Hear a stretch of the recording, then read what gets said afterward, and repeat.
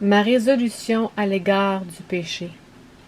Sachant que votre vieil homme a été crucifié avec lui, afin que le corps du péché fût détruit, pour que nous ne soyons plus esclaves du péché. Romains 6:6. Crucifié avec lui. Ai-je pris cette ferme résolution qu'en moi le péché meure?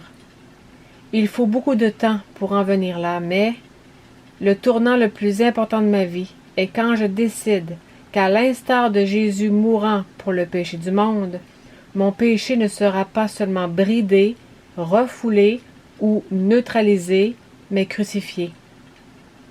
Nul ne peut prendre cette décision pour un autre que lui-même.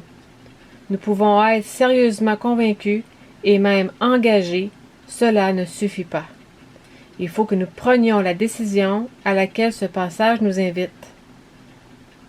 Ressaisissez-vous, prenez le temps de rencontrer Dieu, décidez-vous et dites « Seigneur, prends-moi avec toi dans ta mort jusqu'à ce que le péché soit mort en moi. » Paul ne parle pas ici d'une délivrance merveilleuse qui lui arrivera plus tard, mais d'une expérience vécue.